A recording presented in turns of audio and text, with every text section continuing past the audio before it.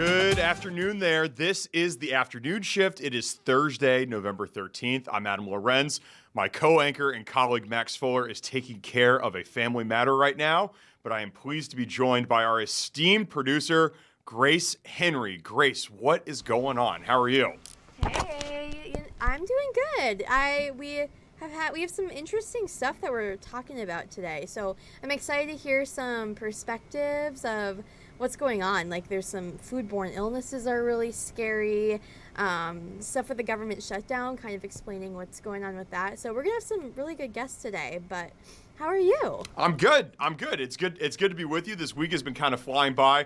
It feels like we've been talking about this government shutdown thing now for weeks. It ended last night after 43 days. Absolutely insane. And Grace, I know one of your friends, Professor Kathryn Pearson from your alma mater, the University of Minnesota's Department of Political Science, will be joining us to kind of break down everything that happened and everything that's going to happen. It seems like this government shutdown thing is more of a Band-Aid than a cure-all. Would you say? Yeah. I mean, as far as I know, this only lasts until the end of January, I believe. So I think there's going to be more negotiations. We'll see. I know there's been lots of discussions around healthcare. I think that still needs to be resolved in some way or another. But in the meantime, I'm happy that workers are going to start getting paid, and that SNAP benefits will be reinstated. So it'll be interesting to see how everything plays out and the timing of everything. But yeah, maybe I'm hoping Kathryn be able to provide a little more insight into all of it. Absolutely. We're looking ahead to that in today's show. Max had the chance to talk to two hockey moms from right here in Minnesota. I heard that it was an exceptional conversation. So we're going to replay that conversation that took place this morning later in today's show. Also, we're looking ahead to a huge football weekend here on Fox 9. The Minnesota Golden Gophers, they are traveling all the way to Eugene, Oregon, and taking on the 8th-ranked Oregon Ducks tomorrow night at 8 Central right here on Fox 9. We're going to be getting a little bit of a preview of that game, as well as the Vikings' huge divisional matchup against the Chicago Bears this Sunday at home at noon on Fox 9. I think pregame coverage here on Fox starts at 10 a.m. So we're hoping to bring in Dawn Mitchell, one of our sports anchors, to chat about all of that as well. Bone marrow, it's something that's been in the news. People looking to get matched to appropriate bone marrows. We're going to be talking to a specialist on all things that later in today's show, as well as food safety. There's been some recalls on some baby formula products, also recalls on frozen pre-cooked pasta dishes. We're going to be talking to somebody that can explain everything that's happening and more as it pertains to that. Like I said, so much happening here on the afternoon shift. It's a jam-packed show. Before we get into all of that, I want to promote our Instagram account. It's at afternoonshift_Fox9. There you see it right there on the bottom of the screen. Drop us a follow, please, if you will. We're putting out good content there every single day. And, of course, we love it if you're joining us right now on fox9.com and the Fox Local app. Just understand that we also have a Fox 9 YouTube page where we stream the afternoon shift live every single day. You can go to youtube.com, search Fox 9, go to Fox 9's page right there, and we are there live every single day from 3 to 5 Central Time. You can catch us anywhere in the world. As long as you have a Wi-Fi connection, you can see us right there. Let's get into some headlines before we get into today's show. Yesterday, the city of St. Paul held a gun violence meeting, and basically what happened was they adopted a comprehensive gun violence prevention ordinance which bans assault-style weapons and high-capacity magazines. It was passed unanimously by the city council. This comes after state lawmakers and city leaders called for stricter gun control laws in the wake of the Annunciation Catholic school shooting back in August. St. Paul is the first Minnesota city in a coalition of 17 cities to adopt a gun prevention ordinance. It joins Minneapolis, Golden Valley, Minnetonka, Richfield, and Rochester, and several others who are hoping to adopt a similar measure. Of course, this is one of the big pieces of legislation that outgoing Mayor Melvin Carter wanted to see implemented, and he will get to see it implemented as it's in now before the end of his tenure in St. Paul. So that's what happened in St. Paul yesterday. Today, we're looking a little bit nationally here, and we're wishing one of the best actresses in the world, Whoopi Goldberg, a very happy 70th birthday. She's one of 19 people to achieve the EGOT, winning an Emmy, Grammy, Oscar, and a Tony. Grace, this is like a really special group of people. We were talking about it earlier. I mean, is this like, in terms of entertainment, this might be the rarest area that you could possibly be in, yeah? Oh, 100%. I think it's something that, a lot of people want to achieve, and like only 19 ever have, and Whoopi being one of those. I mean, she's really done it all, and now she's been on The View for years, and I think like maybe my generation, that's probably how we know her best, because a lot of her bigger movies came out in the 90s. Sister Act, we were talking about, Ghost. What were the other ones? I can't remember it. Yeah, Ghost was her one Oscar win. She won the Best Supporting Actress for that. Her biggest film, I would say most people would consider, was 1985's The Color Purple. Oh, right. Yeah. She had a starring role in that. She fell just short in the Academy Award for Best Actor that year with The Color Purple. But Grace, you bring up one of my favorite films, Sister Act. Of course, I think one of the best sequels to any film of all time, Sister Act 2, Back in the Habit, which starred Lauryn Hill of Fugees fame, among other actors that were in that movie. It really was so great, and Whoopi was just so perfect in that, and really has kind of been doing it now for 40, 50 years and touched so many generations, to the point where, even people in your generation, Grace, they know her from TV, and then, people from another generation might know her from the big screen and from Broadway and whatnot. She's kind of done a little bit of everything. She's definitely an icon, that's for sure. I mean, I think probably my first exposure to her, and this might be, not everyone's first exposure, was like she was in The Lion King. She was. I forget about that. And You're like right. That's another thing where she's gonna live on for just that's such a timeless film. She's gonna go on for. Everyone's gonna know who Whoopi Goldberg is forever and ever and ever. Was she the voice? She was one of the hyenas. I think she was. Was she Rafiki? Or Rafiki? No. We got to look that one up. I don't think she was. She was a hyena. You're right. Yeah, Paul's. Yeah. That's what I thought. Yeah, Shenzi, the hyena. Yeah, that's a great callback to The Lion King. I forgot that she was a part of that movie too. So just a really crazy accomplishments that she's done over the course of her life. So Whoopi Goldberg, wherever you are in this world, we're wishing you a very happy 70th birthday today. All right, like I said, there's lots of news to get to, and the biggest news of it all today is the ending of the government shutdown. It lasted 43 days, the longest government shutdown in United States history. Coming up right after this commercial break, we're going to be talking to a professor from the U. Her name is Kathryn Pearson. She is from the University of Minnesota's Department of Political Science to talk about the government shutdown, why it took so long to get to this point, and why that this shutdown ending is a little bit more of a Band-Aid than an actual solution. The government is only going to be funded through January 31st of 2026, roughly 75 days from today. So we're going to be talking about all of that and more with her right after this commercial break. Don't go anywhere. The afternoon shift is just getting started. Welcome back to the afternoon shift. The record 43-day government shutdown came to a conclusion last night when the House passed a funding bill and President Trump signed it in the Oval Office. Here to tell us more is University of Minnesota political science professor, Dr. Kathryn Pearson. Dr. Pearson, welcome to the afternoon shift. How are you? Thank you. Great to be with you. It's great to be with you, too. Dr. Pearson, there might not be a better person in the state to talk to about this. You wrote a book called Party Discipline in the House of Representatives. You're an expert on all things House. What took the House so long to finally get this bill passed? It seemed like the Senate had passed it over the weekend or on Monday. It wasn't until Wednesday when the House was finally able to push it through. What took them so long?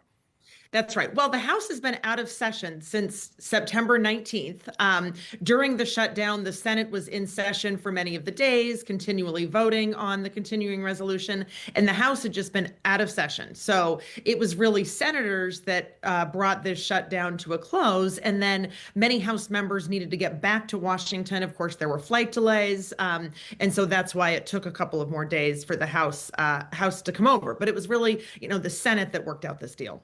You know, I think there's probably a lot of people at home wondering, like, why was the House out of session for 50 days? Like, this government shutdown was happening. Like, shouldn't they have been there kind of like working tirelessly to try to figure this out, to help people that were missing out on SNAP payments, to help out the TSA agents and to help out the air traffic controllers? Why was it that they were out of session for 50 days? Well, that is a great question because, this isn't the first government shutdown that we've had. It's the longest, but in previous government shutdowns, both the House and the Senate were in session, in part negotiating, but in part just doing other business. I mean, committees haven't met in a very long time, and there's still a lot of work that the Congress needs to do. And so the House could have been in session as the Senate was during the shutdown, both to negotiate over shutdown-related issues and to just do the normal work of Congress. And then, of course, there was the Democratic Congresswoman Grijalva from Arizona elected in a special election that couldn't be sworn in until the House got back in session, according to Speaker Johnson, though that whether or not she could have been sworn in was certainly debatable, and the House could have come back into session much earlier to swear her in. I do want to get back from the newest member of the House of Representatives from Arizona, but I'll save that for the end. Just sticking with the government shutdown here. Grace and I, we were talking about before you came on, it seems like the resolution that they passed yesterday, much more of a Band-Aid than an actual long-term solution for funding the government. Can you tell people why this is more of a Band-Aid? Because from my understanding, this really only funds the government for like the next 75 days or so. That's right. So annually, Congress needs to pass 12 appropriations bills by October 1st to keep the government open. It had passed none of those. And so the continuing resolution was just aimed to keep the government funded at sort of the same level until November 20th. That was the original proposal that the House passed and Senate didn't pass. And so this bill that has been passed and signed into law is another continuing resolution through January 30th for 9 of those bills. And then it included 3 year-long till October 1st next year appropriations bills for agriculture, veterans, and legislative branch to pay congressional staffers. So if there is a shutdown on January 30th, it will be 9/12 of the government, because those 3 appropriation bills were included in the legislation that President Trump signed last night. So this very much could happen again on January 30th with most federal agencies, except for those under the 3 bills that have been passed. What do our elected Congress members need to do to make sure that this doesn't happen again at the end of January, that we can just have a normal working, functioning, funded government so people aren't working, on back pay or furloughed or whatnot? And wondering if they're going to be paid. Well, that is a great question. And so the shutdown occurred because it was Democrats' only leverage with Republicans over the issue of Obamacare, Affordable Care Act subsidies, which expire on December 31st. And so I think politically, to avoid another shutdown, Democrats and Republicans are going to have to come together to sort of work out some sort of health care bill that both parties can support. Whether or not that can happen remains to be seen. Democrats had been saying we're not going to reopen the government unless this is taken care of, and Republicans were saying we're not even going to talk about healthcare until the government is reopened. And on that score, Republicans definitely won because the Affordable Care Act subsidies were not addressed. John Thune, the Senate Majority Leader, has promised a vote, but the promise of a vote is no guarantee of passage. Yeah, and there's a lot of people today debating which side won this. One side that definitely did not win this were all the workers that weren't getting paid, that are working on back pay, that were furloughed. What happens to these federal employees? Are they going to get their full paychecks? What does this mean for them going forward? They will. They will get their full paycheck. And in fact, one of the provisions of the bill was actually to rehire those that had actually been laid off or riffed during the government shutdown, which is not supposed to happen. So some federal employees were actually laid off. No federal employees got paychecks. So now they will get back pay going forward. But this is just a terribly sort of uncertain way for federal employees to live. And sort of as they think about their careers in public service, my fear is that we will lose skilled and experienced federal workers who just don't want to go through this again. Dr. Kathryn Pearson from the University of Minnesota's Department of Political Science. Dr. Pearson, like I said at the top, you wrote a book called Party Discipline in the House of Representatives. Can you talk about your time working potentially closely with members of the House of Representatives, working inside Congress? What's it like, sort of the inner workings there? There are shows that we've all seen, House of Cards, among others, where you're kind of able to get a little bit of an inside scoop as to the inner workings of politicians in Washington. What's it really like from your experience? Well, one of the things that is absolutely dominating Capitol Hill right now is partisan polarization. You know, the two parties have been moving farther apart from one another ideologically since the 1970s, and party leaders have gotten more power during that time period. But what you're really seeing today is just sort of partisan polarization gone amok. Bipartisanship is very, very difficult in Congress. And even in a situation that we're in now, where Republicans control the White House and then have majority party control in the House and Senate, because of the Senate filibuster, the Republicans still need Democratic support for most legislation, including government funding bills. And so that, is some of the issues, that Republicans can't just pass any legislation that they'd like and send it to the president, that in the Senate, they do need some Democratic support, unless we're talking about a reconciliation bill, which is not what we're talking about in terms of the government shutdown. So I think partisan politics has always been a factor on Capitol Hill, but today it is just really corrosive, and members of the two parties are just not working together. And the result is, among other things, the government shutdown that we just witnessed. Yeah, and you just said there that this sort of bipartisanship kind of started coming to a halt in the 1970s. Can you take us back to that time? I'm sure we have some viewers that can remember a time maybe before that when things were kind of working a little bit more fluidly. I'm just trying to think of my own sort of knowledge here in the 70s. You had obviously President Kennedy and his assassination, and then President Lyndon Baines Johnson, and then of course would you say Richard Nixon? Was that sort of the beginning of the time of these sort of hyper partisan politics, if you will? Yes, with an important caveat that committees used to have a lot more power in Congress than they have today. We think about sort of how legislation is written and how it's structured, and committee chairs and committees did most of the work. Committees, of course, still do some work and meet today, though not that much in the last few months. But for the most part, party leaders just have much more power than they used to, and so they do things in a more partisan manner. And Democrats made some important reforms in the 1970s to give party leaders more power. They sort of did this on purpose to have a more cohesive Democratic Party and send Democratic presidents sort of liberal legislation. Republicans followed suit when they gained majority party control of the House in the 1994 elections by really consolidating power in the hands of Republican leaders like then Speaker Newt Gingrich. And so this sort of interplay between party leaders and committee chairs has favored party leaders for a while, but we're definitely seeing the results of that right now. I love hearing those names and kind of going back to the history. I love sort of the history of sort of Washington's inner workings. I want to go back to something that you said at the beginning of this interview. You brought up the newest member of the House of Representatives, the representative from Arizona. Obviously, she was a critical swearing in that also happened yesterday. Kind of got buried under the lead of reopening the government and whatnot. But I know that she was a very important part of this this Jeffrey Epstein situation as well. Can you talk a little bit about sort of her importance in that case too? Absolutely. So for the most part, party leaders, majority party leaders, have agenda control in the House in terms of what bills come up. And so Republican Party leaders do not want to bring up the legislation to release all of the Epstein files. There's one way around that agenda control, and it's called a discharge petition. And in order for a discharge petition to dislodge a bill from committee, it needs a simple majority or 218 signatures. And it's really hard for discharge petitions to get 218 signatures, because that means that some majority party members have to sign on. And majority party leaders don't want their members to sign on because then they lose control of the agenda. And so a few Republicans had already signed on, so it was up to 217. And so Representative Grijalva is the 218th signature.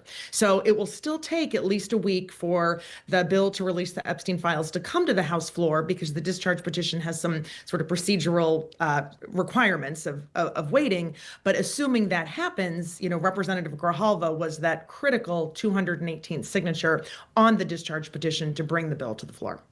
And do you think, you said in a week that everything will kind of go through, do you think that we as the public might know more within the next couple of weeks about this Epstein case and sort of in the role it's kind of playing in sort of the larger political agenda here?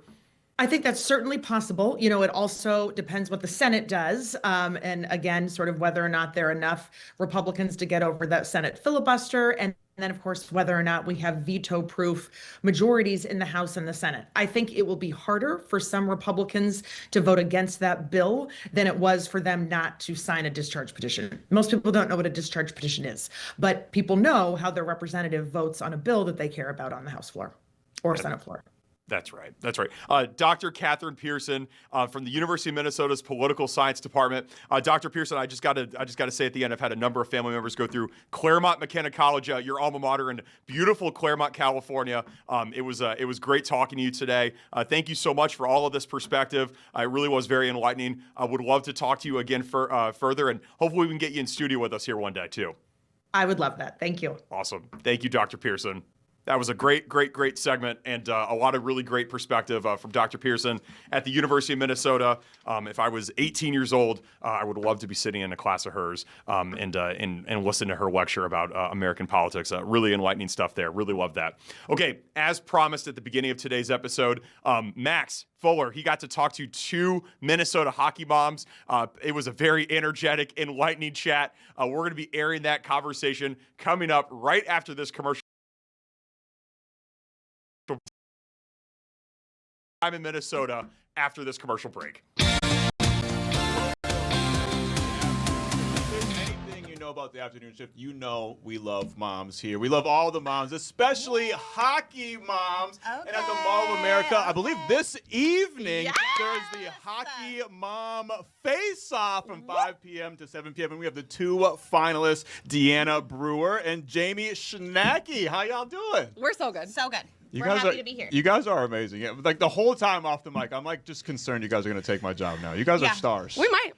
You guys have been training by being hockey moms, but like, what is the definition of a hockey mom to you guys? Oh gosh, I mean, being a hockey mom is everything. It's heart, it's sacrifice wrapped in passion. It's a lot of caffeine. Specifically for me, Red Bull, shout out. It's early mornings, late nights. It's the coolest thing we get to do, watching our kids chase this dream while playing the greatest sport on earth. Whatever she just said, yes, absolutely yes. For me, hockey, I didn't know hockey growing up, and when I married a guy who loves hockey, I got kind of thrown right into the mix. Yeah. And now it's like my identity. It's a very core part of my personality. Yeah. And I raised two hockey players. We billeted one from the UP, and it's wild. It's wild. Yes. And it's so great. We love it. There's nothing like it. A lot of people don't know about how intense it is. Like, oh my gosh. Grind of specifically Minnesota youth hockey. It's a grind, right? It's a grind. My son actually was fortunate enough to play Tier 1 last year. Every weekend, we're in Michigan, we're in Illinois, we're in Chicago, we're in Madison, we're in Nashville, we're in Pittsburgh, and you're not home. It's a lot of separation. It is a lot of long hours, but it's the journey, right? Like, we stop at a restaurant we've never been, in a city we've never been to. We play a little mom-son competitive dart games to help split up A to B. But yeah, I mean, it's so much more the journey of what we'll have long after the game on the ice is come and gone.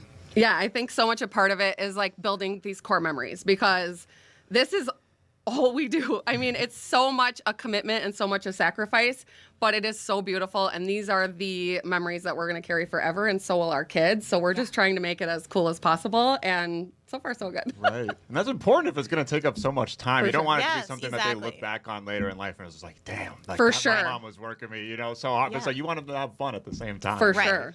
And we have a little fun. Just a little bit. Just a little bit. Yeah. So you guys are on the road all the time, going from Yeah. state to state. I mean, you make Carmen Sandiego blush. Like, what are some hockey mom essentials that you got to have with you? Oh gosh. So Red Bull, #1, caffeine. What is your caffeine of choice? I am actually a Bloom energy girl. Okay. Yep. okay. Every Shout day. out Bloom. Shout out Bloom. No, as far as essentials go, it's funny because I have a big bag that I carry to every game, every practice. Of course you do. Of course I do. And in the bag is more bags of stuff Yes. that we need. I am the team manager, so a lot of paperwork is in there. Snacks, of course. Yes. Yeah. Water Fuel. bottles because we always forget them. A blanket. A blankie, of course, Yes. because those- it's freezing They cold. get cold. It Cold. gets It's cold in there, right? Heated vest. I do have. Oh, Number wow. one for me. Really? Need it. Yes. Warm socks. So Warm Sox stadium Yes. seats. We have Oh, those. yes. Okay. Little cushion Little cushion. for So the tush. It's just like you learn over time, Yes. right? Yes. Because at first you probably just went out with But nothing and 9 thought it times was out all of good. 10, I forget whatever it is I'm supposed to be bringing because we're making sure our kids aren't forgetting their Right. feet if they weren't attached to them. I mean, my For son sure. would forget his socks if they weren't on his feet, For without question. But that's just how important like hockey moms are to the whole hockey Yeah. universe, right? Big and small, the pros and Yes. the little ones, right? Yeah, and we're hoping we can do this for as long as this journey allows us to be a part of it. 100%. Brag about your kids for a little bit. Tell us about your kids for a little You bit. go first. You go Okay. first. You go Oh my first. gosh, I love. So we're actually only 5 years into our hockey journey Wow. because my kids are young. They're 9 and 10. We started them skating in our backyard. My husband, actually our front yard. My husband built a rink outside, and that's where they learned to skate. Dang. And they were so cute. It was so fun. So we got through that like initial learning how to skate, learning the game. Now they play full ice 5v5 hockey all year round, and they're awesome. They're totally different in terms of their game. They're 12 months apart. My daughter is 10. My son is 9. My daughter plays the game. She's focused on the skill, the technicality, the rules, all of that. She is very into those specifics of the game, where my son is the hype guy, the showman. You know, as far as like Mom's rules. mini-me. As far as like rules, he's like kind of whatever. He just wants to play and have fun, and it's very much a social experience for him Yeah. too, love that, though. with his I teammates love and that. everything. So I just love both sides of it. I love how truly dedicated and serious they are about hockey at such a young age. Right. And the more that I can pour into that and support that, the better for me. We gave them a billet brother. We invited a hockey player to live with us Oh, wow. in our home for the season as he was playing a higher level of hockey. So they got a big brother out of the deal. That's crazy. It was one of the most beautiful experiences, and our family has forever grown because of that. And it just gave such a good example for them to see where they could really go with hockey, Yeah. because there's so much opportunity and so many different avenues that they could take. So I'm pumped for them. I have fully enveloped being a hockey mom. It is truly my personality and my identity. And I hope my kids can feel that. I hope they know that I am 100% for them. So Of course they do. Well, I'm sure the whole audience can feel it, 'cause I can feel it right now. It's just just, love it. it's just brimming out of you right Yeah. now. How about you? Brag about your Oh kids my a little gosh. bit, So too. I've been a hockey mom for 11 years. You're going to have to cut me off because I could brag about this kid until I am blue in the face. I have been doing it for so long. I mean, since he was a 1-year-old with the mini hockey stick, and he is now in the midst of high school tryouts. He is a freshman. He is 14, 6'4" tall. Damn. So when He I needs to be tell, hooping. he's Forget been hockey. told that so much. Yeah, right. But when I The tell Timberwolves Jamie, could use a center. oh my Right. gosh, yes, so true. But when I tell Jamie to soak it up, I mean, when they say it goes by fast, it goes by fast. And I'm not going to get emotional, but it's everything we have encompassed around him. He is, he's playing elite level hockey. I could tell you about, the overtime winner on Mother's Day. I could tell you about them winning the state title on his birthday and Talk him about carrying it. the Let 'em points. know. But Tell them. It's really not about that. I know. mean, it's truly about the journey, like I've said. And it's just, I hope one day he calls me on his way home. Again, not going to get emotional, from bringing his kid to hockey and says, you did all this for me. Like, you took me and did, and I hope he looks back on his childhood and he's like, I had the best childhood because my parents did this for me, and like, I'm so proud of him, and we are hoping he makes varsity. So fingers crossed if you can, everyone at home. Yeah. So I love it. I love him. You're not going to get emotional. I'm going to get emotional. I'm going to pull a piece of the afro. Dab the eyes up real quick. Well, clearly you guys are proving why you're the finalists in the Hockey Mom Face-Off. Can you tell me a little bit about the competition? yeah, it's in an hour. We're so excited. We're excited. We're nervous. We are the energy mom, so we are going to bring our A game. We're hoping to make some people laugh. They're going to interview us. We have to wear our favorite Hockey Mom fit. Look at this cute sweatshirt of mine. So cute. Look at That's him. amazing. Yeah, 10 out of 10. We have to, and Lululemon outfitted us because they're phenomenal. So we switched into that for interview. We had to Amazing. create a TikTok. Shout out Jim. He directed my TikTok. It is Chef's Kiss, and it's going to bring, it's going to bring the cows home. Is that a thing you say? I don't know. Nobody I think knows. so. Okay. Yeah. Yeah. So Nobody we're knows. She says. Nobody knows, and then I immediately am like, That sounds So you guys seem pretty close. You're competing against each other. Oh, though. we don't care who wins tonight. Okay. I mean, I can't speak for Jamie, but I know she feels the same way I do. We are all winners. We love all of the 5 finalists that are there. We have become best friends. I feel like I've won already. Me too. So what was the process like to get to the finals? Like, how did you guys get entered into this competition? What is the qualification? Crazy.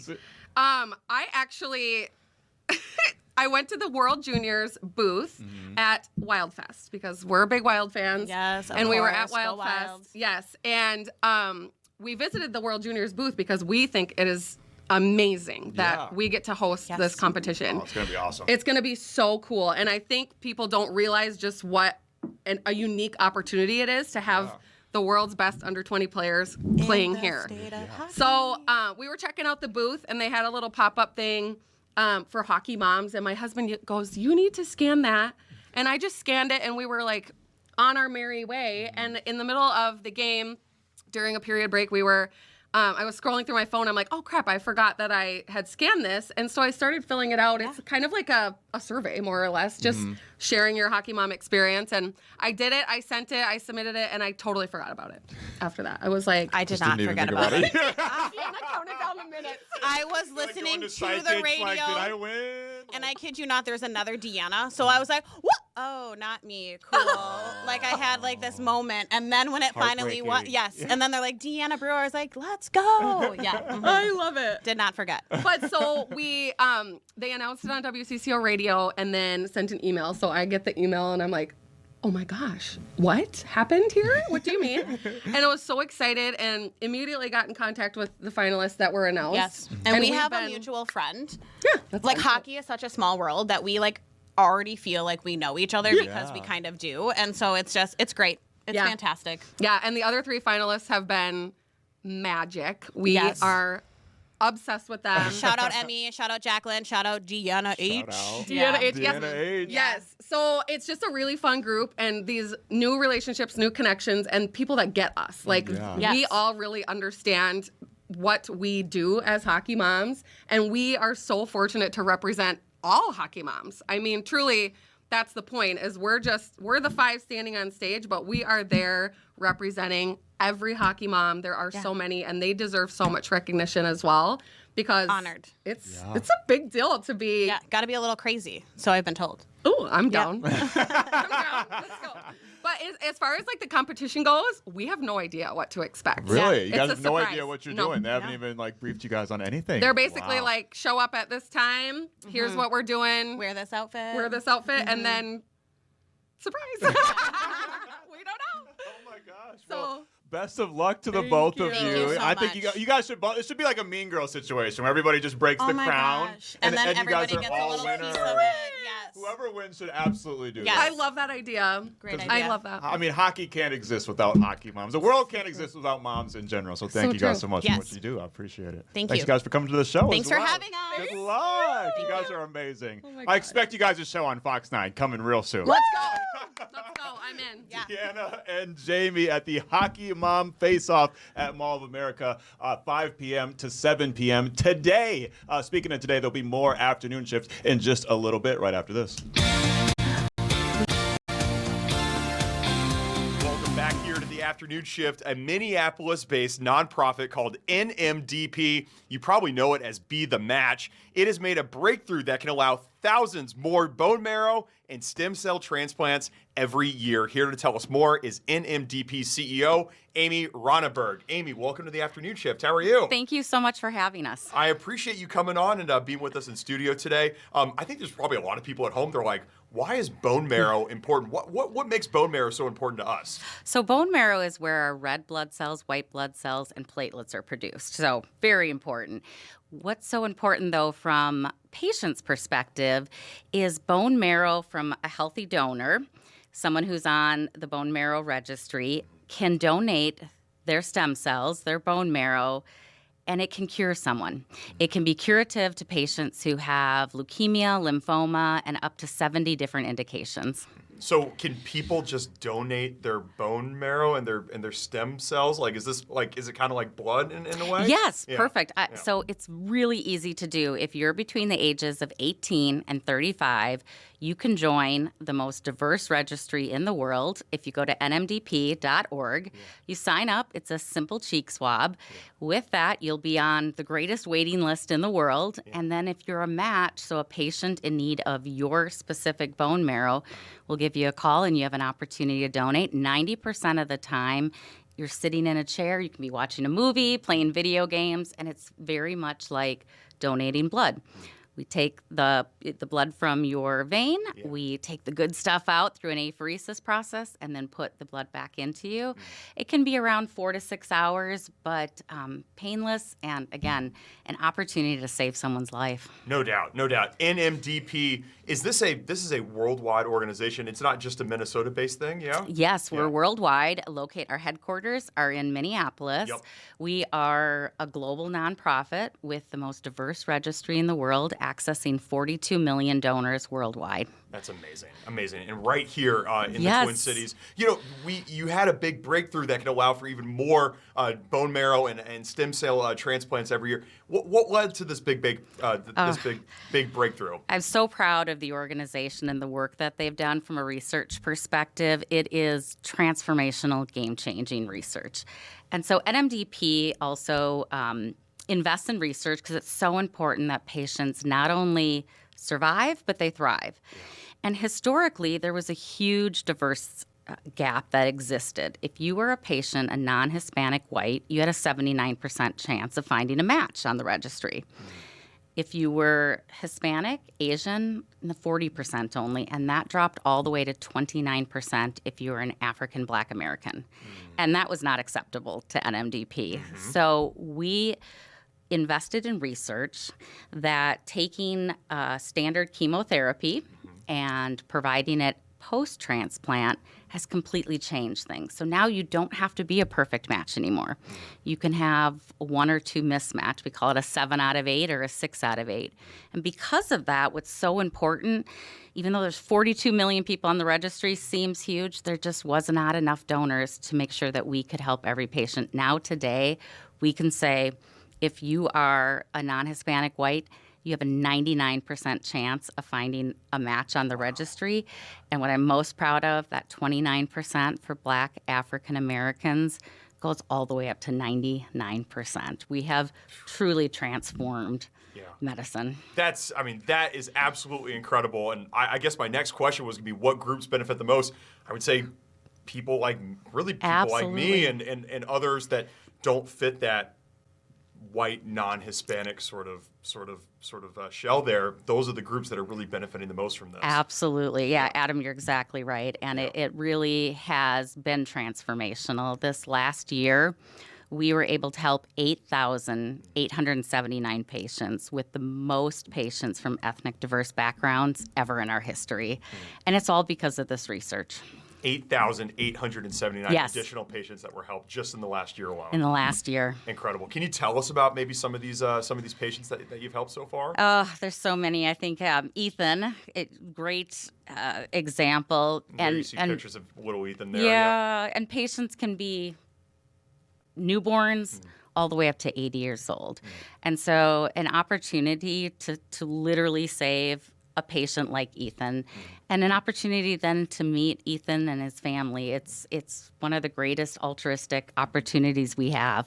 Can you tell us more about Ethan? So it looks like he's very young there. What did he know? Did the family know kind of right from birth that there was something wasn't right with? Yeah, it can be different for everybody. Yeah. It can be, we hear stories about patients like Ethan and others who are going for a normal checkup and find something wrong in their blood test, or it can be suddenly you're just not feeling well and you just can't get better. So leukemia, lymphoma, blood cancers, blood disorders can show up in a lot of different ways. A bone marrow transplant can also help patients with sickle cell disease. Often they know as soon as they're born that that might be a trait that they have. So it really can range different for all patients. Is this something that you can develop not just as a newborn, but you could be, I'm 33 years old, you could be 33, or you could be 63. Like, this is something that can impact you at any point during your life. Is that right? Leukemia, any age. Lymphoma, any age, yes, absolutely. And oftentimes our average patient for leukemia is in their 60s. So absolutely, our fastest growing population of patients that we're helping today are over the age of 60. And so, again, the opportunity to join the registry, going to nmdp.org, you can save a life. You can save a newborn's life. You can save a 60-year-old life. Now that we're talking about this, I'm fairly certain one of my best friends from college, his name is Eric, I'm pretty sure that he volunteered for this. He was a match. He lives in Chicago. I'm pretty sure he had to go to Michigan to go get the procedure done and everything. There's probably a lot of people out there, like my friend Eric, if he's watching now, and others that are curious about being a match for somebody, being a donor for somebody, but maybe they have some hesitations here and there. What would you say to somebody that has some interest in this, but maybe there's some hangups that they're concerned about? Absolutely. I would say do it. Join the registry.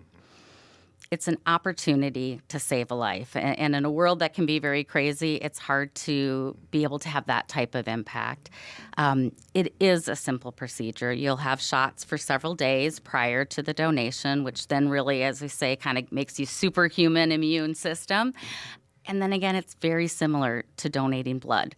That easy one day saves someone's life. It gives them the opportunity to spend Thanksgiving with their family, or a holiday, or see their child walk down the aisle, or go to kindergarten. I mean, it's all of those amazing moments that can happen because someone said yes when they got the call to donate. Yeah, that's amazing. That's amazing. And literally, like you said, anybody can sign up and donate this. Join the registry. It's the largest in the world. Yeah. Do you know, once you sign up and once you go through the process, do you know like the exact person that you're impacting? Like, do you get that sort of information? Yeah, great question. So if you're between the age of 18 and 35, so if you're matured beyond the age of 35, like myself, although my bone young at heart, my bone marrow works great for me, but we have found with older donors the outcomes aren't as good for patients. So that ideal spot is 18 to 35, and if you're donating to someone in the U.S., there's a 1-year waiting period, but then you can share emails, you can share letters, and then at that 1-year mark, we do one of the most beautiful things. If you have a chance, come to our gala. It's an opportunity to see a donor and a patient meet for the very first time on stage. Go out to nmdp.org. We have lots of those videos if you want a really good cry. Yeah, I was going to say, that's got to be a super emotional thing that happens when you get to actually meet the person that really Yes. help to save your life and whatnot. And it's got to be like a really impactful thing. And again, this doesn't have to just be like two people from the same city. This could be a person in LA donating to a person in Boston and helping to impact their life. And it's global, it's worldwide. Yeah. So it's possible that if you needed a bone marrow transplant, your match or your donor could be in the UK. And same here, that you could be donating for someone outside of the U.S. Amy, you're the CEO of NMDP. Why this organization? What got you interested in this? Has this maybe impacted your family or friends closely yourself? So I was at a point in my life, I had a 1 and a 3-year-old, and I was a finance CFO, and realized I needed to do something that I was making an impact in people's lives. Children kind of changed that for me, and I realized if I'm going to be away from them, I have to be doing something good. It was at that time that I was diagnosed with cancer during the interview process, and they still hired me. And so it was... Wait, the interview process for being the CFO at NMDP. Wow. And I knew then that, call it whatever it is, fate, that I was given this incredible opportunity to be able to give back to the world. They saw me through all of my chemo, and so I am forever loyal. I am so blessed to be able to work at an organization that gets to save lives every day. Wow. Did you yourself rely on a donor to help you in your process? I did not have a blood cancer. I had a different kind of cancer, but it really helped me appreciate what patients go through and how terrifying it is. Yeah. And so that's another great thing that NMDP does is patients who may be having financial issues, we want them to focus on their health journey. And so we donate, we've provided more than $7 million in financial assistance to patients so they don't have to decide between putting food on the table or getting healthy. And that's another great opportunity if you want to help patients like Ethan, like others, but you're over the age of 35. You can go to nmdp.org, join for advocacy, awareness, or financial contributions. Amazing. Amy, we probably have viewers out there that are living with cancer right now or living with somebody in their family that has cancer. Your message to them as they're going through this fight, or again, maybe they're just somebody that's really close to somebody that's going through the fight right now. What would you say, if you can go back to that point in your life? Don't give up hope. If you're going through a blood cancer, we are here to help. We are here to see you throughout your entire journey. We often say at NMDP that pressure is a privilege. The great Billie Jean King said it. And it is a lot of pressure, but it's a privilege to be able to help those in need, and we're here for you. That's a great quote by Billie Jean King. And I love that. I've told myself multiple times in my life, I really love that. My biggest takeaway here, if you're out there and you're like me, you're between the ages of 18 and 35. I'm 33 years old. We're in our prime right now for NMDP, and we have the opportunity to go help save a life. And it might not just be a person here in the state of Minnesota or even in the United States, frankly. It could be somebody from anywhere around the world. If you join the world's largest registry at nmdp.org, you can go there and you can help save a life, especially in the afternoon shift. We're really trying to cater to a younger demographic here. If you're out there and you're like me, you're in your prime right now to help people really get this match and help save their life. And like Amy said, this new breakthrough research that they had, especially people that maybe look like me as well, 8,879 patients just this calendar year that would not have been able to get a match previously were able to get a match this year because of NMDP. They were able to find a suitable donor, whether it was a perfect match or a 7 out of 8, but we have had 5 consecutive record-breaking quarters because of this research, and we've been able to help. At one point, we were less than 14% of all transplants were for ethnically diverse patients. This last quarter, we're going to be at 26%. So we are making a difference. But we need more donors. We need donors to join the registry, and we need them to say yes when they get the call. That's awesome, Amy. Thank you so much for your time here, for thoroughly explaining everything that NMDP does. and for the message out there for thousands of people to join the list, get involved, to help save lives, because you don't realize that you can be making an impact just with your own inner beings right now. Yeah. Yes, you can change not only one person's life, but everyone in their life and their family and their friends and where they work. And that altruism and the ability to do that is just such a privilege. Yes, it is. It is quite a privilege. Amy Ronneberg, the CEO of NMDP. Amy, thank you so much for coming to the afternoon shift. This was such a great conversation. We appreciate it, and we'll be checking back in with you until next time. All right. Sounds great. Thank you. Thanks, Amy. More to come from the afternoon shift after this, folks. Welcome back to the afternoon shift. An infant formula recall has expanded nationwide, as well as a recall on frozen, pre-cooked pasta dishes. Here to tell us more is the CEO of Stop Foodborne Illness, Sandra Eskin. Miss Eskin, welcome to the afternoon shift. How are you? I'm good. Thank you for having me. Thank you for joining us today. We got a couple of things to discuss. Let's start with the baby formula recall. What do consumers need to know out there? Well, it's very, very heartbreaking when a food that's a sole source of nutrition for a vulnerable baby is contaminated. People need to know that if they have this brand of formula, it's called By Heart, that they should discard it. And they should also, if their baby has been consuming it, watch your baby for the symptoms of botulism. There's a lot of information on the web, and I can give you some more, Adam, if people need to know. But it is very, very upsetting. Sandra, you bring up the term botulism. Could you explain exactly what that is? Sure. There are many different types of pathogens, bacteria, viruses that are all over the place, including in our food.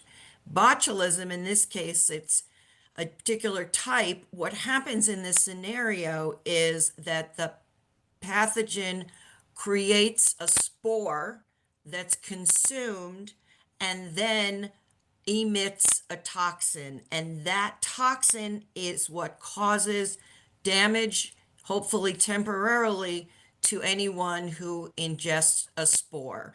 So it's serious. It sounds absolutely horrific. I know on the bottom line there, we have some symptoms of botulism. Can you just kind of go more in depth, Sandra? Maybe there's some mothers and fathers out there that are concerned and they're wondering, hopefully my child doesn't have this. What are some symptoms out there to look for? Again, you've highlighted the key ones. Think of it this way. Again, this toxin attacks the nervous system. So any movement, any responsiveness that your baby is showing that's not normal, and again, they've consumed, in particular, perhaps this formula, it's important to seek medical help right away. So again, it's everything from what you've shown, Adam, to sagging of the face, listlessness, things that just illustrate that your baby is not responding normally. And Sandra, when you say seek medical attention right away, are you talking about, hey, go schedule an appointment with your pediatrician, or are you like, hey, we need to call 911? Get to the emergency room. I mean, you can certainly consult with your pediatrician, depending on when you feel like those symptoms began. But it is a serious condition which requires serious attention. And just to put a loop on all this is products made by Heart, is that correct? Yes, it is a small, relatively new powdered infant formula company, represents about 1% of the market. They have recalled all of the production, not just the batches that the FDA investigators believe might be contaminated, but everything, which is exactly the responsible thing to do. And where can people find a list as it pertains to infant formula of all the recalled products? I'm sure that By Heart probably isn't the only one. Maybe I'm wrong about that. Well, you're not wrong looking over a course of time, Adam. There have been numerous recalls and outbreaks linked to infant formula, most recently a few years ago with big manufacturers. It was terrible because supplies understandably shrunk when we were having issues. But as far as this particular outbreak and recall, go to the FDA website. They've listed the picture of the product, if you're not sure it's the one that you have in your house and you fed your child, and all the code numbers. But again, doing the right thing, the company has recalled all of the products that have been in the market. Sandra Eskin, the CEO of Stop Foodborne Illness. Sandra, let's move on to the frozen pre-cooked pasta. I understand that there's a listeria risk. I don't really know exactly what listeria is, and I do want to get to that. But I want to get back to the actual product, this frozen pre-cooked pasta. This is not the breaking of the dry pasta that you put in boiling water, right? Is this like, they have those dishes that you kind of poke the holes in and it goes in the microwave for 2 minutes? Is this what we're talking about? Yes, and they generally are sold ready to eat, Adam, and of course they can be frozen. Here's the challenge. So often we like to have convenience, and these products, these meals are very convenient. However, when you have a problem with one of the ingredients, again, if you look at the recall information, it's linguine, fettuccine, all of these pasta products made, and they have been used in a wide range of products, sold at a wide range of retailers.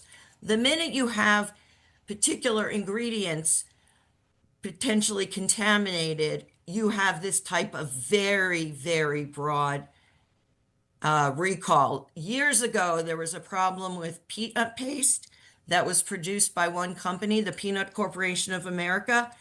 It was used in thousands of products. Granola bars, cookies, ice cream. And again, that's what's particularly challenging here. And of course, what often happens too is you don't realize until a problem arises how widespread it actually might be. Yeah, are there specific brands that have been affected by this pasta recall here? I know we talked about By Heart with the baby formula. Yes. Is it a specific brand that we should be looking at here?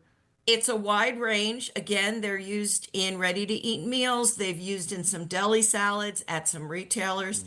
Again, your listeners should go to fda.gov and search for listeria, search for recalls, search for pasta, and it lists all the companies that are recalling their products made with these potentially contaminated pasta. Sandra, you bring up the term listeria. I think there's a lot of people at home that don't know what it is. I'm one of those people that doesn't know exactly what it is. What exactly is listeria? It's a pathogen like Salmonella, E. coli. The problem with listeria, well, these are all problems, but the challenges can be, number one, it can take weeks until you get sick.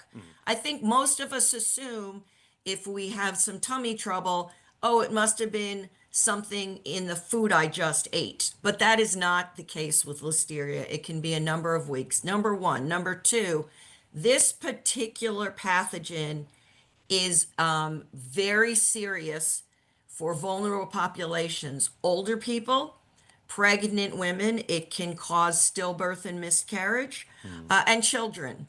And certainly the hospitalization rate among older people like myself is about 50%. So it's a serious infection.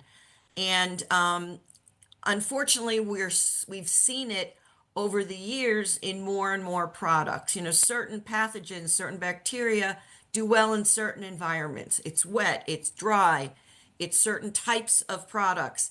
And what we're seeing is these bacteria are really smart and they want to survive. So they mutate and they all of a sudden can be in any food, it feels like, but we're certainly seeing it in certain pathogens in certain foods. Grace, our producer, is putting up the symptoms of listeria there on the bottom line. I asked you the symptoms about botulism earlier. Can you just walk us through some of these symptoms if you think that you're experiencing listeria? And like you said, This is different than, your average, tummy ache after, maybe eating something that didn't necessarily agree with you. What should we be looking for if we think that we maybe have listeria? Sure. I'm going to thank your producer for helping me out here. So things that you would normally associate with like a flu, right? Fever, muscle ache, nausea, headache, stiff neck. But certain of these symptoms, like, for example, stiff neck, is something you don't always see. So it's always a judgment call. But if you're feeling really poorly, call your doctor, go to the emergency room. Better safe than sorry. Unfortunately, in many instances, because the symptoms for a foodborne illness can be similar to other viruses and stuff, sometimes medical professionals get it wrong. So again, err on the side of being perhaps a little over concerned. If you have any of these symptoms, again, listeria is a very serious bacteria, foodborne illness. Sandra, you're the CEO of Stop Foodborne Illness. While we have you here, can you just tell us maybe some common things that you see in people's homes, or some stories that you hear of ways that food can become easily contaminated and we don't even necessarily know it just in our own homes? That's a great question. Let me start with the situation where so often the food enters your house contaminated, whether it's these pre-cooked noodles or infant formula, right? So I think one of the things you have to be very careful about is assume that you should be doing everything you can to minimize any potential contamination in a food. What that means is we talk about hand washing, really important, before, during, after food prep. We talk about making sure that you cook food thoroughly. Use a meat thermometer. It just can't look done, it has to be done. But to your point, Adam, separate what you use, cutting boards, utensils, knives, what you use on raw meat and poultry, and what you use on other foods. The key here is you want to limit any cross-contamination. You cut up some chicken and you use the same cutting board to cut up produce for a salad. If the chicken's contaminated, then the salad is, and you're not going to cook the salad, right? Cooking thoroughly will kill most, if not all, contamination. Very common sense. Very many people do this anyway, but be mindful. Every time you go into your kitchen, cooking is fun, eating is more fun, but getting sick is not fun. Those are good words of wisdom to live by. You just said there, sometimes you walk into your house and your food is already contaminated. In the instance of this baby formula, in the instance of this frozen pre-cooked pasta, how does the food become contaminated? Is it something with these companies, machines that they're using to mass produce it? Like, how does that happen? Great question. It can happen any way possible. Let's look at a baby formula, right? Or any food. You have multiple ingredients. If your ingredient comes from something that's a produce item or whatever, it could be contaminated pre-processing, right? It was in the ground, the water was contaminated, the fertilizer was contaminated, whatever. So you have to understand that that's one clear route of contamination. Some contaminants are eliminated in processing sometimes. The other thing to keep in mind is companies work very hard to keep the facilities clean, as you noted, the equipment, the floors, the drains, the ceilings. But pathogens, let's look at listeria, love wet, cold environments. And the minute somehow listeria enters a facility, it easily becomes resident and it's very hard to get rid of. So again, it's the ingredients that go into products and it's the facilities where they are made. For that matter, it could be the truck that transports it, or it could be in the supermarket where it is sold. Again, everyone, including consumers, have an important role to play in making sure food is safe. It starts with the companies that produce the food. Sandra, the CEO of Stop Foodborne Illness, what got you into this line of work? Clearly, you have a real passion and a thorough, expansive knowledge of it. What got you interested in this? I'm a lawyer by training. I realized early on that I was very interested in consumer protection. That's everything from financial services to cars to products and to food. And I'm going to quote one of my colleagues. Why do I work on food policy and food safety policy? Because everybody eats. It impacts everyone, number one. And number two, I do believe, I'm a lawyer by training, that I said it's the companies that make the food that are primarily responsible. But everybody would agree, I've seen this in poll after poll, that government has an important role to play in ensuring that those companies are doing what they need to do. So it was a practical, this is something that impacts everyone. And I will say one other thing, that I was working on other issues in 1993 when there was a major outbreak of this horrible E. coli linked to undercooked hamburgers in the Pacific Northwest, and 4 children died. And that was a wake-up call for so many people in industry and government that foodborne illness isn't just a tummy ache. So that really, really inspired me to say, you know what? I want to be part of this conversation. I want to make sure that everybody is doing what they need to do to ensure safe food. We love it.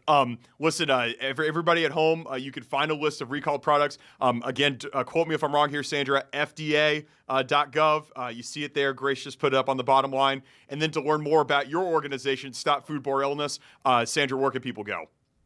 They can go to our website, www.stopfoodborneillness.org. The organization was started and continues to be driven by families who have experienced severe foodborne illness. Their goal is to make sure that no other family needs to suffer what they have suffered. It's an inspiration to me every day I go to work. And the work that you're doing is very inspiring. You left us with a very inspirational quote. I think it's a good way to close this interview. What did you say? Cooking is fun. Finish it for me here. Eating is even more fun, but getting sick is not. Yeah. I probably should add cleaning up the dishes may not be fun, but we know it has to be done. But yeah, it is just, there is so much more we can do to prevent these illnesses. Absolutely. Absolutely. Sandra Eskin, the CEO of Stop Foodborne Illness. Sandra, we really appreciate your time. Thank you so much. Adam, thanks for having me. And don't forget to use your meat thermometer in your Thanksgiving turkey. Even if you like your steak rare, still use that meat thermometer, right? Well, yeah, but I won't say anything about the rare steak, but I will say for sure you should use it. Sure. No doubt. Sandra, thank you. We appreciate it. Thanks so much. Thank you. What a great conversation there, and a very important conversation about learning about foodborne illnesses and being aware of baby formula products that are contaminated, frozen pre-cooked pasta dishes that are contaminated. As Sandra Eskin just said very eloquently there, you can go to FDA.gov and find the list of all the recalled products that are out there in the United States, just to be sure that you have clean, non-contaminated products in your home and you are cooking with things that you can trust and things that are not going to get you or your family sick. We are going to take a commercial break and we are going to come back with more right here on the afternoon shift. Thank you so much for joining us. We'll be back after this commercial break. Back to the afternoon shift. So pleased to be joined by my friend and Fox 9 sports anchor, Dawn Mitchell. Dawn, thank you so much for joining us. Thanks for having me. Yeah, thank you. Hey, before we get into the Vikings, look at your shirt though. See, this is the Holy War in action right here. Dawn is a very proud Boston College grad. I went to Notre Dame. I was actually really? I'm shocked. I was on your beautiful campus for the first time. Folks out there, if you're looking to go for a weekend to go travel somewhere, you don't have to leave the United States. Go to Boston, Massachusetts. It's a beautiful city. Go to the North End. Go get yourself a cannoli. Go get yourself a great Italian meal. And go to BC's campus. What a gorgeous campus they have there. Gasson Hall. I mean, you just talk about all things that are just awesome. Alumni Stadium, beautiful. I was just thoroughly impressed with Boston College, and my first time there, it left a lasting legacy. It really the was campus is really beautiful. Yeah. And it's funny because back in the day, so you said Gasson, there's the quad. Yeah. So there's Gasson, Devlin, Fulton, Lyons. Those are the 4 buildings. Yeah. And rumor has it's supposed to be God deserves full love. It's girls dig Flutie's legs. Oh. Was Doug Flutie in the court when you were there? No, thank you. Are you? Wait, What do you think? I'm 80? Just asking. No. Yeah, what year did you graduate, BC? I'm not telling you that. You're not telling me. No, I will have to kill you. The Hail Mary was what, 93, 92, something like that, right? Or was that was in the 80s, wasn't it? I know it was Phelan. What was his first name? Gerard Phelan? Probably, yeah. Unbelievable. No. Yes. No. Yeah, He was older than I was, but Okay. I do know the lore of Flutie. And I did go back to one of my reunions, and he was in a band playing. Oh, okay, that's Yeah, cool. yeah. That's And cool. so I've met Doug Flutie. So yeah. yes. No more Catholic school talk. I promise. Thank you. This was fun. It was fun to do it for 2 minutes. Let's get on to let's get on to the game this weekend. The Bears and the Vikings. You're going to be there on Sunday at US Bank Stadium. Yes. It's right here on Fox 9 beginning at noon. The pregame coverage 10 a.m. or something like that, right? For all home games, it's 9:30. We do an 9:30. hour and a half at home games. Yeah. So Vikings Game Day Live will start at 9:30. Yeah. We take you up to 11 when the network takes over, and when we're away, it's 1 hour from 10 to 11. Gotcha. Yeah. Gotcha. You'll be there. Listen, by all accounts, I think that this is sort of the line in the sand for the Vikings season. It feels that way. This feels like one that you have to get. You're favored at home. You look at after this week, 4 of the next 5 games are on the road, including the next 2 weeks at Green Bay, really tough game, at Seattle. Second place team in the NFC right now behind the Eagles, and obviously Sam Darnold probably going to have a little bit of a chip on his shoulder in that game as well for all the history with the Vikings there. Do you see this game the same way as I do, as sort of the line in the sand for the season? Well, I really saw it as last week. I really wanted to see what they would do last Sunday. But now that it's a division game, so yes, everything's so amped up. But what are you going to do against the Bears? Because you're 2-0 in the division coming into this. So it's kind of weird to say that like you're in the bottom looking up at the division, but you're 2-0, you know, if you're looking at overall records. So I really think that they really have to pull it together and show what they're made of, especially at home. Yeah. And especially so in the division. So it'll get interesting if they can beat the Bears and kind of get everything back on track. I mean, if they could be the same team that beat the Lions, like I was saying all last week, like I wish we could just cork what they had in Detroit and just unleash it. Yeah. But there were some issues. So it'll be interesting. Yes, I do think they need to really show who they are this weekend. Yeah, and a big part of the success this weekend will be J.J. McCarthy. Limited in practice yesterday with the hand injury. Of course, he missed several weeks earlier this season with an ankle injury. You're expecting him to play, yeah? Yeah, he was full participation today. Okay, yep. And what we did see from him today that we did not see yesterday is and I should say what we didn't see in the media allowed portions, Okay, right? Because yes. so, we have to make that clear because sometimes, it's totally different. But today, he did take a snap from center, and he did throw with his right hand. Now, it was bandaged up or padded, shall we call it, but enough to throw. Yeah.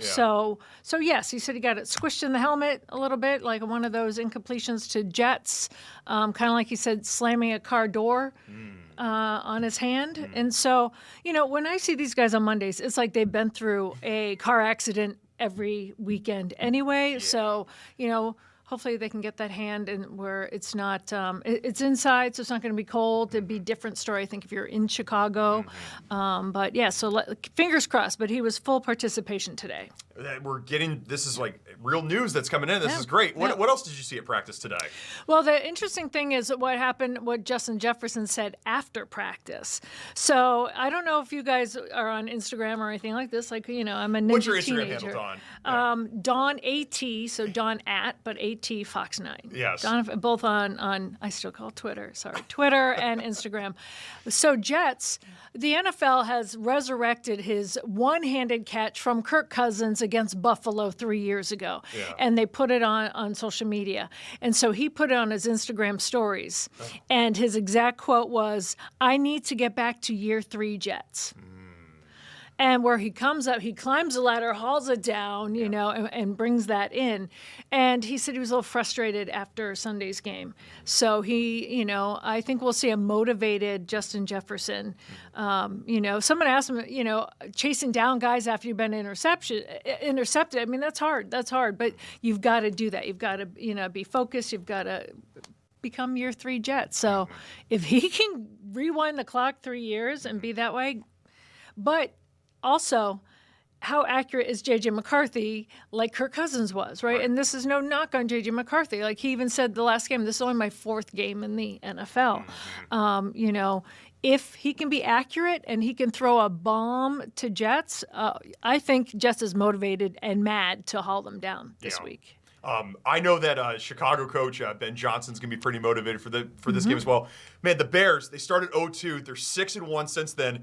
And, you know, if they would have just kept it together in that 4th quarter, this is no disrespect to the Vikings, the Chicago Bears would be like one of the leading teams right now, best records in the whole NFL. I know that they're probably feeling a little salty about how things went down in that Week 1 game. Now they're 6-1. But come on, Week 1 is still like preseason, It's right? true. That's what I always say. You know, since preseason is so short, that's their Week 1. You can't really be salty about it now. They probably because it's a division game, but everyone's feeling it out that way. But they're going to be extra motivated to come in here for sure. And the way Caleb Williams is playing, he has found his wheels. You know, we knew Ben Johnson, all he needed to do was get into a groove. And if he could do what he did with the Lions, then look out. And I think I think DJ Moore and some of the other wide receivers were saying he has been given permission to use his legs. Not that he didn't have permission before, but I think, you know, when a coach comes in and you take your skill set and let's work with what he has. Caleb is working with what he has. So you've seen 5 out of the last 6 games they've come down with W, so it's pretty big. That's right. It's going to be a very tough opponent. I think a lot of people at home would like to know, Don, do you think that the Vikings will make the playoffs this year? Is that your kind of assessment on them? I know you don't want to put, you know, predictions on things, but you know, even before any of this happened, where, you know, JJ got hurt again, and then all of a sudden they had to bring another backup, and all of this rigmarole that we're going through. Let's just say when JJ McCarthy left training camp and he was healthy and he was the number 1, I still wasn't sure if they would make it to the playoffs. And this is not a knock on the team. It's not a knock on JJ, but you see it around the league, a rookie. And he's the 2nd year, and I know people get mad about that. He's a rookie in playing. He's a rookie in playing. And so you need to let him take his lumps. You need to let him find out what his cadence is. Like, you know, it's totally different from when he was at Michigan and he just handed the ball off, you know, not all the time, but pretty much. It's a whole different set of schemes offensively with KO. I wasn't even sure if they could make it this year. You see what Drake May is doing with the Patriots. Unbelievable. And they play tonight. Yeah, and he did not light it up his first 2 years. So, you know, JJ has missed a lot being injured, which is why I was a little scared about this hand. But if it's a bumps and bruise, but when it's on your throwing hand, you got to keep your fingers crossed. But, you know, he's been injury prone. And can he get on track? So that's a long way of saying I don't know. They'll show me a lot in this stretch coming up, but it may be a learning year. You know, once Carson Wentz went down and JJ was okay to come on and play, you knew that he was going to have to start again. So I don't know. Who is QB2 at this point right now for them? Max Brosmer right now. Max Brosmer would be QB2 for them. Yeah. How should I know Vikings fans know him well? He has no experience, you know, so you're in the same situation.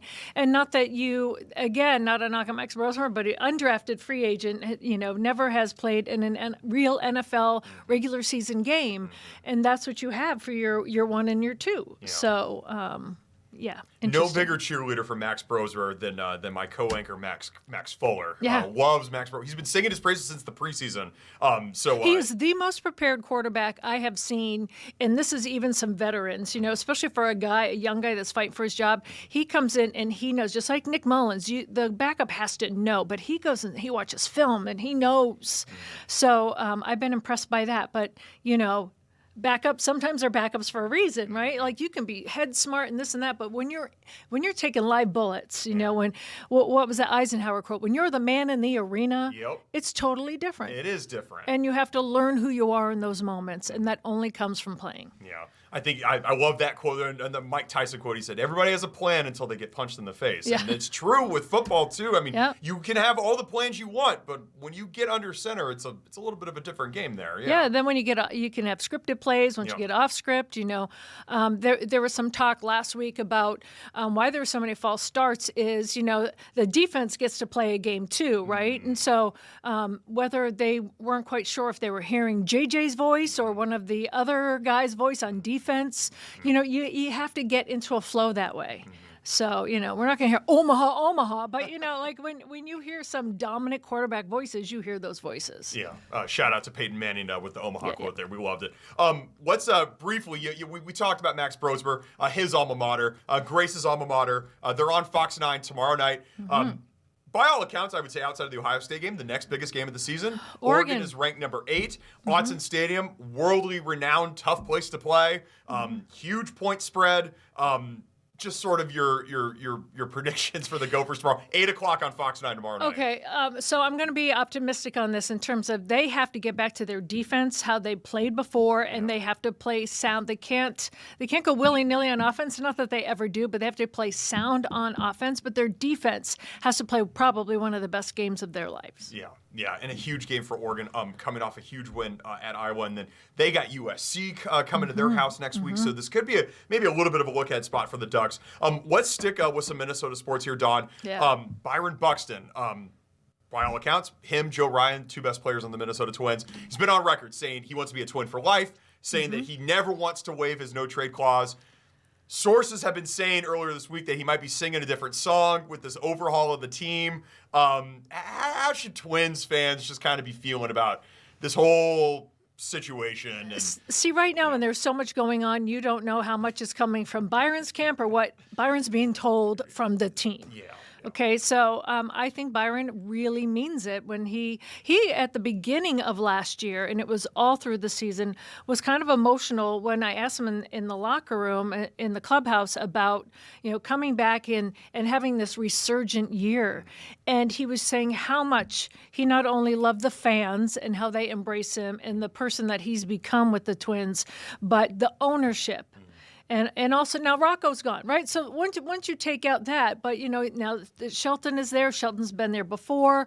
What is their reputation? But I always say, whenever someone comes out and says like, "Hey, if I ever came out and said Adam is my guy," if I'm ever at a press conference and I'm like, "Adam is my guy," Adam's getting fired. Oh. Like I'm telling you, go through any press conference. If you have to say who's my guy, they're getting fired. So you don't know if it's Byron saying, "Oh, I don't know, I want out." I don't think he changes his tune, but there might be changes made. So I don't listen to a lot of the gossip. And when a guy tells me heart to heart, face to face, that he loves it here and he wants to be a Twin for life, I mean, you feel that in the moment, but it's also professional sports. Yeah. So we don't know what else has transpired after that. Yeah. They could be saying, "You know what, Byron, we love you, but, 100%. Like, we have to move you." Yeah, so 100%. I'm kind of putting you on the spot here. Have you ever had any interactions with Robbie Shelton, the new Twins manager?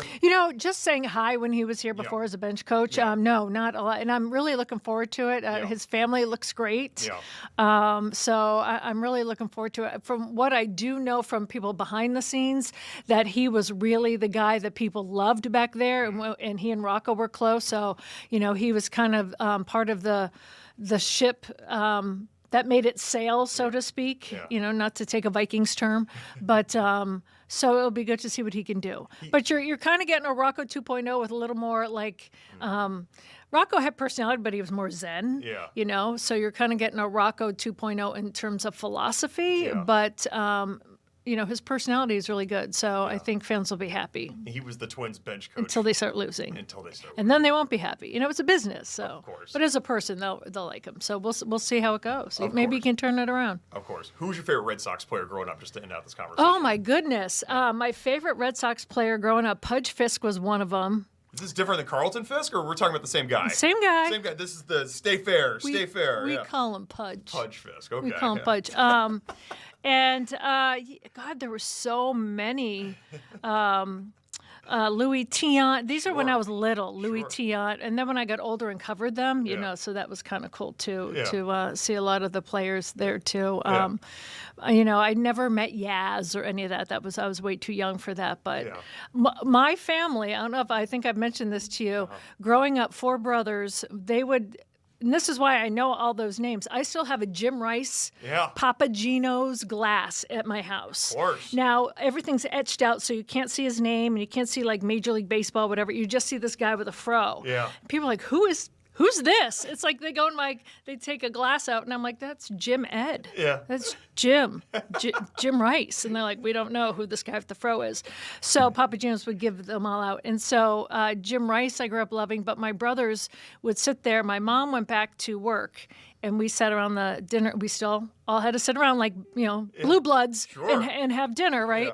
Yeah. And they would quiz me. Yeah. I'm like, what was the starting rotation for the 19 blah, blah, blah Red Sox? And Yeah. if I did not know the pitching rotation, Yeah. they'd be like, take away her mashed potatoes. And they would take my food. Oh, okay. Gosh, they'd take away your dinner if you didn't know the Red Sox That's player. right. My brother, like that, and when my other brothers would lean in and scoop up my mashed potatoes from my plate. And so, you know, if I got something wrong, they would take my food. Yeah.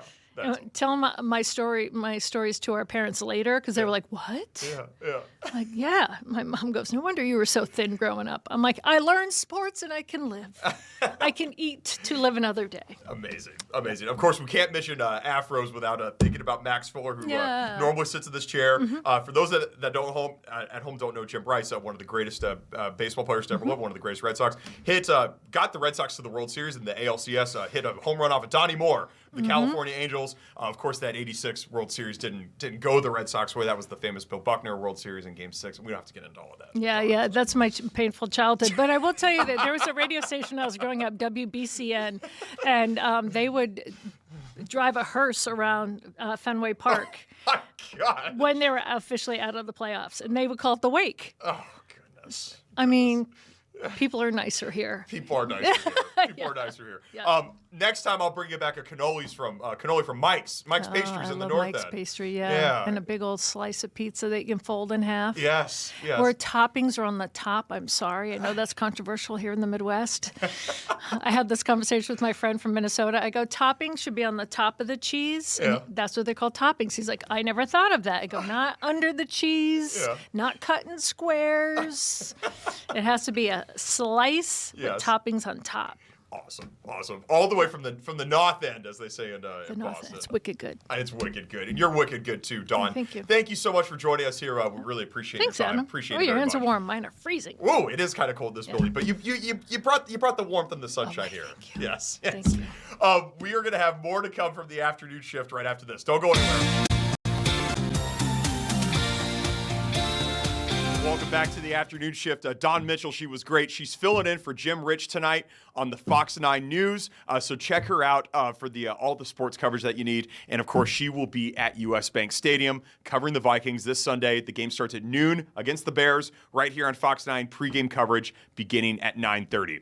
Okay, we're going to replay back a conversation that we had at the top of today's show, with University of Minnesota political science professor Dr. Kathryn Pearson, all about the ending of the record 43-day-long government shutdown. Let's take a look at that interview. Here to tell us more is University of Minnesota political science professor Dr. Kathryn Pearson. Dr. Pearson, welcome to the afternoon shift. How are you? Thank you. Great to be with you. It's great to be with you, too. Dr. Pearson, there might not be a better person in the state to talk to about this. You wrote a book called Party Discipline in the House of Representatives.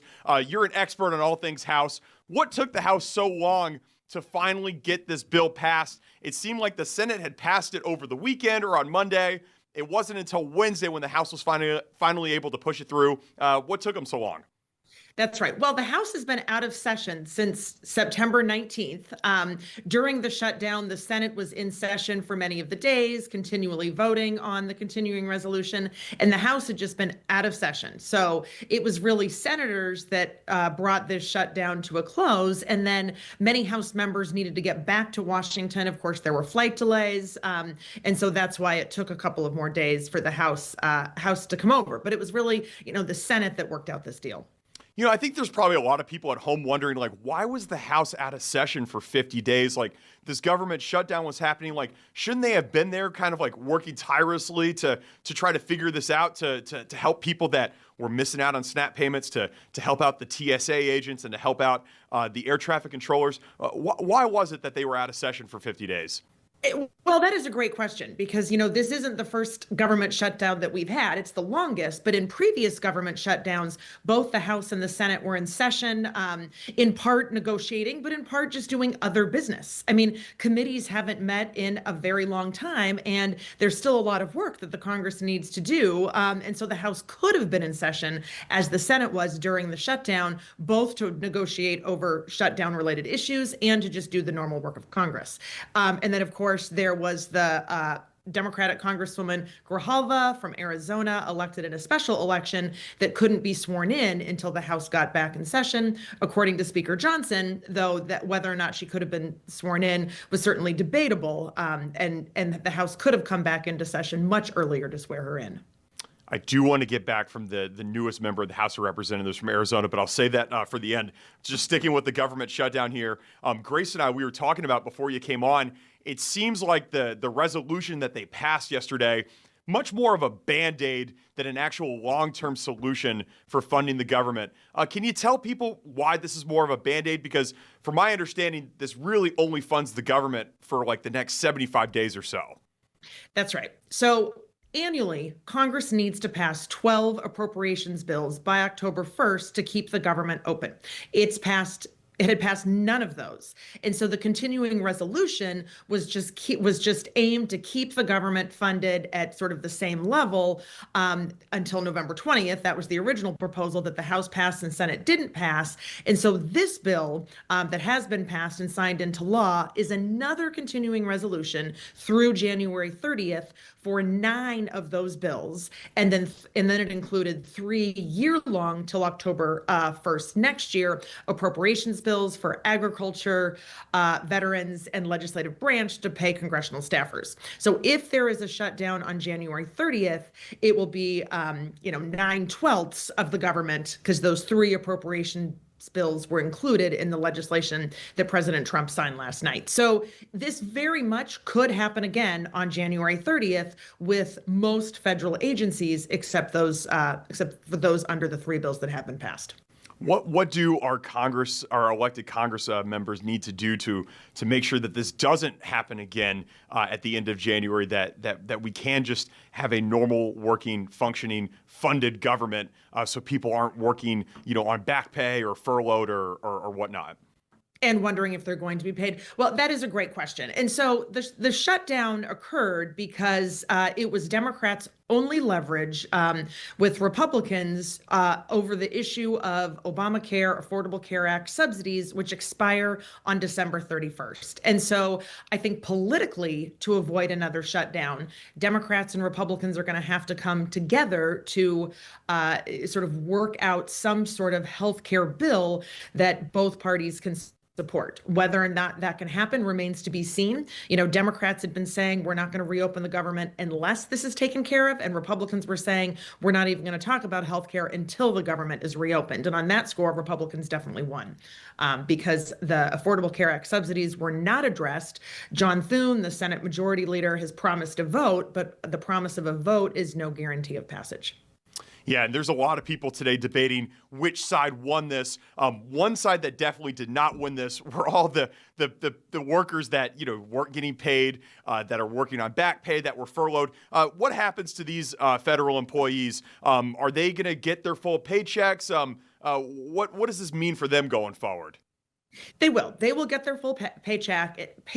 And in fact, one of the provisions of the bill was actually to rehire those that had actually been laid off or riffed during the government shutdown, which is not supposed to happen. So some federal employees were actually laid off. No federal employees got paychecks. So now they will get back pay going forward. But this is just a terribly sort of uncertain way for federal employees to live. And sort of as they think about their careers in public service, my fear is that we will lose skilled and experienced federal workers who just don't want to go through this again. Dr. Kathryn Pearson from the University of Minnesota's Department of Political Science. Dr. Pearson, like I said at the top, you wrote a book called Party Discipline in the House of Representatives. Can you talk about your time working potentially closely with members of the House of Representatives, working inside Congress? What's it like, sort of the inner workings there? There are shows that we've all seen, House of Cards, among others, where you're kind of able to get a little bit of an inside scoop as to the inner workings of politicians in Washington. What's it really like from your experience? Well, one of the things that is absolutely dominating Capitol Hill right now is partisan polarization. You know, the two parties have been moving farther apart from one another ideologically since the 1970s, and party leaders have gotten more power during that time period. But what you're really seeing today is just sort of partisan polarization gone amok. Bipartisanship is very, very difficult in Congress. And even in a situation that we're in now, where Republicans control the White House and then have majority party control in the House and Senate, because of the Senate filibuster, the Republicans still need Democratic support for most legislation, including government funding bills. And so that, is some of the issues that Republicans can't just pass any legislation that they'd like and send it to the president, that in the Senate, they do need some Democratic support, unless we're talking about a reconciliation bill, which is not what we're talking about in terms of the government shutdown. So I think partisan politics has always been a factor on Capitol Hill, but today it is just really corrosive, and members of the two parties are just not working together. And the result is, among other things, the government shutdown that we just witnessed. Yeah, and you just said there that this sort of bipartisanship kind of started coming to a halt in the 1970s. Can you take us back to that time? I'm sure we have some viewers that can remember a time maybe before that when things were kind of working a little bit more fluidly. I'm just trying to think of my own sort of knowledge here in the 70s. You had obviously President Kennedy and his assassination, and then President Lyndon Baines Johnson, and then of course would you say Richard Nixon? Was that sort of the beginning of the time of these sort of hyper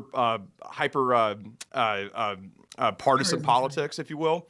Yes, with an important caveat that committees used to have a lot more power in Congress than they have today. We think about sort of how legislation is written and how it's structured, and committee chairs and committees did most of the work. Committees, of course, still do some work and meet today, though not that much in the last few months. But for the most part, party leaders just have much more power than they used to, and so they do things in a more partisan manner. And Democrats made some important reforms in the 1970s to give party leaders more power. They sort of did this on purpose to have a more cohesive Democratic Party and send Democratic president sort of liberal legislation.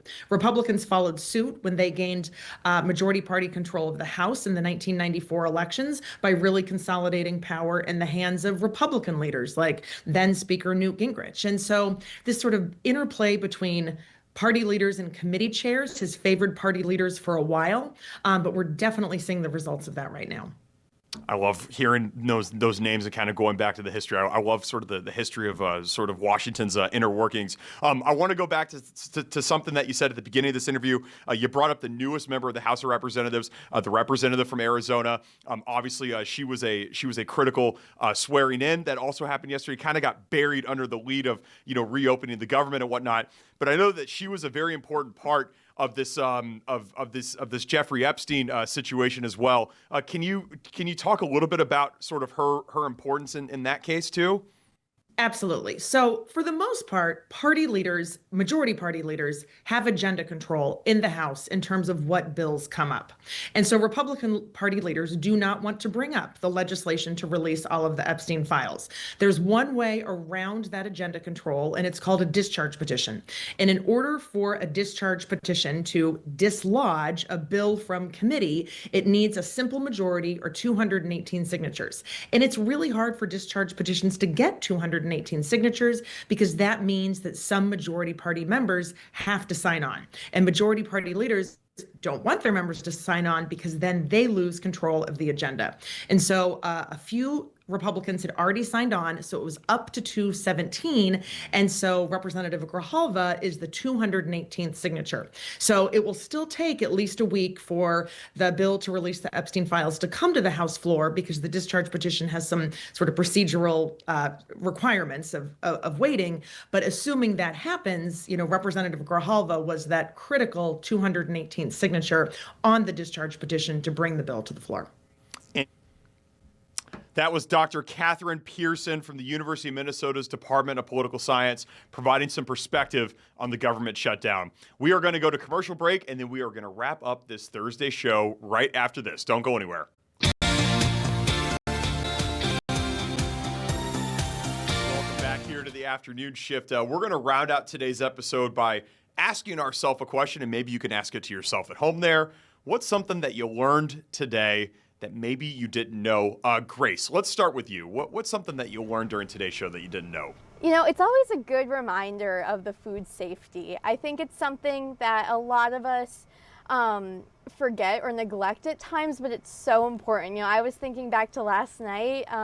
We made chicken piccata last night, and we used the tongs for our chicken, and I was thinking, I think we cross-contaminated it. Like, we put it on there, like raw chicken, and then we took it off using those same unwashed tongs. So I'm a little grossed out at myself for that, but that's always such a good reminder, especially, with, all the outbreaks that have been happening, to just be very conscientious of the way that you treat your food, and to make sure that you're eliminating cross-contamination as much as you can. What about you, Adam? What have you learned? Yeah, and the CEO of Stop Foodborn Illness, Miss Sandra Eskin, would not be happy with the chicken piccata preparation. Not. No, she would not. She was very animated. I really like talking to her. I also really like talking to Amy Ronneberg, the CEO of NMDP. That was an excellent booking by you, Grace. That was awesome to that get was her. Paul. That was no, it was all Paul. All Paul. Great job, Paul. It was great to get her on the show. And I think the biggest thing I learned from that is I'm right now in sort of that prime age range of what they're looking for. They're looking for people between the ages of 18 and 35 to donate blood, bone marrow, to really help save a life. And because of the research that they have, now everybody, no matter your race, your creed, your gender, none of it, like, you have a higher chance of being matched with somebody, and you have a higher chance of really saving somebody's life. And there's no racial barriers to it anymore. An additional 8,879 lives were saved. The CEO, Amy Ronneberg, she gave us, and the graphic is right there, nmdp.org. It's the world's largest website of potential donors for bone marrow transplants to really help save somebody's life. So if you're like me, if you're like Grace, if you're within our age bracket, now is the time to do it. Yeah, I had a family friend growing up who had leukemia, and her brother actually donated bone marrow and ended up saving her life. So it is, I've seen this firsthand of how amazing, how amazing the work that a donor does, and how amazing this organization does, because they went through Be the Match. But yeah, I mean, we had a great show today. We've got Kelsey and Simone. The 5 o'clock news is starting in just about 30 seconds. Yes, it really has been a great show. We've done so much. My colleague Max, he'd be trying to come up with some sort of alliteration here, and I'm really trying to do it. I don't know. Maybe it was I'm struggling here. I leave it to Max. Max is more quick on his toes. Like Grace said, it's Kelsey and Simone at the desk. The 5 o'clock news from Fox 9 is about to start. Thank you on behalf of everyone at the afternoon shift. The news starts right now.